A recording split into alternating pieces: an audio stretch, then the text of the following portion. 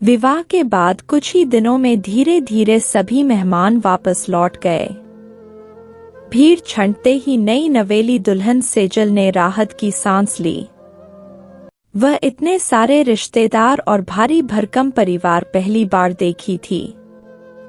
मायके में माँ और पिताजी के अलावा उसका था ही कौन, लेकिन ससुराल में उसे दादी सास, दादा ससुर, ताऊ ससुर, ताई सास, चाचा ससुर, चाची सास जैसे दर्जनों रिश्ते नातों से दो चार होना पड़ा। ननद नंदोई और देवर, बुआ, फूफा, मामा मामी आदि की फौज देखकर उसे चक्कर आने लगा था। जब उसके पति समीर ने बताया कि उनके पुस्तैनी गांव में पूरे परिवार का मोहल्ला बसा हुआ है, कभी घूमने चलेंगे, तो घबराकर सेजल बोली, हम यहीं इस छोटे से कस्बे में ठीक हैं, माँ बाबूजी के साथ। समीर ने उसे हैरत भरी नजरों से देखा, फिर हौले से मुस्कुरा दिया। दिन बीतने लगे। कुछ महीने बाद समीर का ट्रांसफर एक बड़े शहर में हो गया। वह सेजल को लेकर नए शहर में एक किराए के मकान में रहने लगा।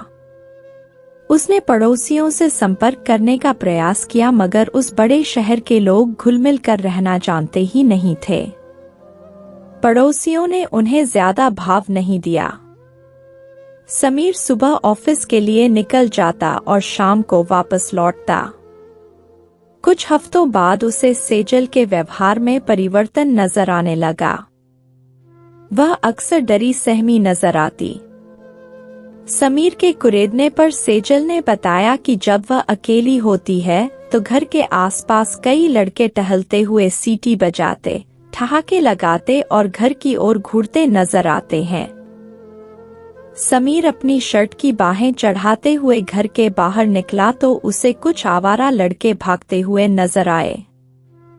समीर 2 दिन की छुट्टी लेकर घर पर ही रहा। उसकी मौजूदगी को महसूस कर बदमाश लड़कों की हरकतें उन 2 दिनों तक बंद रहीं, मगर समीर के ड्यूटी ज्वाइन करते ही वे फिर सक्रिय हो गए।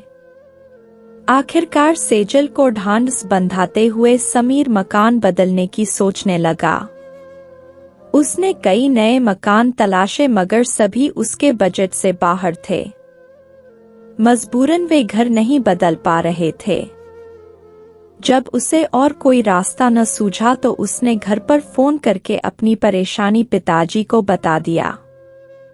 तीसरे दिन ही उसके मकान में उसकी माँ और पिताजी पहुंच गए। सुबह समीर के ड्यूटी जाने के बाद सेजल के घर में उसके सास ससुर को देखकर उन आवारा लड़कों की हिम्मत उनके घर के आसपास टहलने या घूरने की नहीं हुई। आस पड़ोस का जायजा लेते हुए समीर की मां पड़ोसियों से मिलने पहुंच गईं। उन्होंने जाने क्या जादू किया कि 2 दिन में ही पड़ोसी उनसे काफी घुल मिल गए।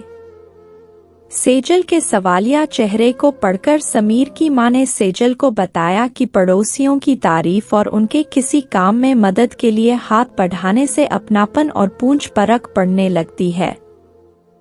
एक दिन समीर के पिताजी मोहल्ले के एक सैलून से बाल कटवा कर लौटे तो समीर ने पूछा, आपके बाल तो पहले ही बहुत छोटे थे, फिर भी आप वहां गए, सैलून जाने की बात मुझे समझ में नहीं आई।